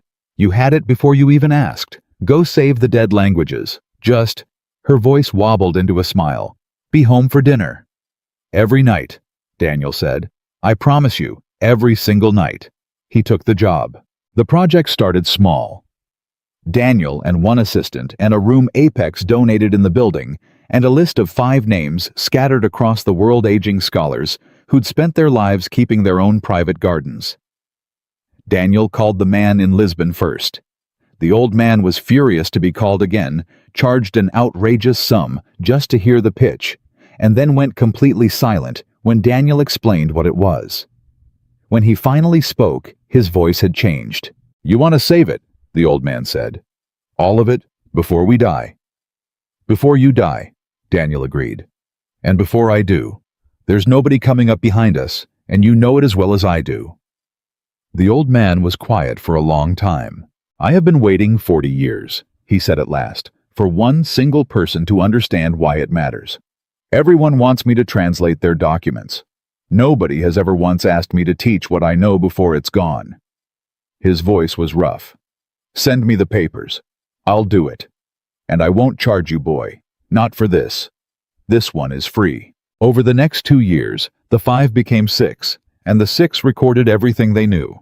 It went into a database that any scholar, any historian, any company, any family, anywhere in the world could search the reference that hadn't existed, the one Voss had needed, the one that would mean the next janitor wouldn't have to happen to empty the right wastebasket, because the knowledge would just be there permanent, waiting, refusing to go silent. 2 of the 6 old scholars died before the project was finished. But their knowledge didn't die with them. That was the whole point. That was the thing Daniel had built, working from home for dinner every single night exactly as he'd promised. Marcus's daughter graduated from the nursing program in the spring of her 4th year, and Daniel and Emma were both there. And when the girl crossed the stage, Marcus made a sound in the crowd that turned every head for 3 rows, and he didn't care, and neither did anyone else, because half the auditorium seemed to know the story by then. She works nights now in the ICU, the hard shift, the one nobody wants, and Marcus says she's the best on the floor. And Marcus has never in his life been prouder of anything. Richard Blake kept the little notebook. He filled it and started another, and then another. The employee fund that started with 1 nursing student put more than 200 people or their children through school in its first 5 years. The energy plan from the maintenance worker 2 floors down became the model Apex used across every building it owned. The company became over time the kind of place people fought to work at. Not for the salaries, which were fine, but not extraordinary. But for the simple, radical thing at the center of it, the belief made real and structural and permanent that a person's worth had nothing to do with the uniform they wore or the title on their card. And every few weeks, just as they'd agreed, Richard Blake and Daniel Carter had coffee. No board, no lawyers, no photo op. 2 men who'd each given up too much to become who they were, telling each other the truth. Richard said once years in that those cups of coffee had done more for him than 15 years of therapy and 4 marriages combined. And Daniel had laughed and said the bar was low, and Richard had laughed too, and then gone quiet, and said no, seriously, and Daniel had let it be serious because it was. Years later, they put a small plaque outside the big glass conference room on the 18th floor, the room everyone still called the fishbowl. The room where a man in a gray uniform had once slammed down a mop bucket and told a room full of millionaires they were wrong. Richard wanted something grand on it, a whole speech. Daniel talked him down to a single line. It read, "Never assume you know the whole of a person by the part of them you've bothered to see." Emma became a translator, not because her father pushed her to, he never once pushed her toward anything, but because she'd grown up watching a man read a cracked book at a kitchen counter at 5 in the morning for the pure love of it, and somewhere along the way, she'd decided that whatever made her father's face look like that, when he thought no one was watching, she wanted it for herself. She studies the living languages, the loud, crowded ones. Not her father's dying whispers, but she works alongside him on the project sometimes, and the sight of the 2 of them at that kitchen table, heads bent over the same page, is the thing Daniel says he'll take with him when he goes, the single image he'd keep if he could keep only one. She asked him once when she was grown whether he ever regretted it. Any of it. The career he walked away from. The years invisible in a gray uniform. The genius he kept hidden at a kitchen counter for so long that the world nearly lost it and him with it. Daniel thought about the question for a long time. He thought about Sarah and the 4 days instead of the 8 months. He thought about all the mornings of bad cereal and the drive to school and the 20 minutes with the radio and the heater that took 4 blocks to work. He thought about a mocking CEO and a phone call to Lisbon and a big quiet man coming apart on the other end of a line because his daughter was going to be a nurse. He thought about a plaque and a database that would outlive him and a girl who folded her hands on the table exactly like he did. No, he said finally, not for one single day, because Daniel Carter had learned the thing that most men spend their whole lives never learning, and had learned it the hardest possible way, and had paid for it with the only currency that ever really costs anything. He had learned that a man's worth is not the title on his card, or the language on his tongue, or the number of people who lean in to hear him speak. He had learned that the measure of a life is not what the world can see, but what a man is willing to become when no one is looking at all. He had spent 11 years being no one in a gray uniform, in a building full of people who never saw him, and in those 11 years, quietly and visibly, at a kitchen counter before dawn, he had become exactly the man his daughter needed. The friend a lonely billionaire had waited a lifetime for, and the last keeper of a knowledge the world would have lost forever. And no title he ever could have earned in any language he ever could have spoken would have made him worth 1 ounce more than he already was on the very first morning of this story, standing in the dark, deciding to get up.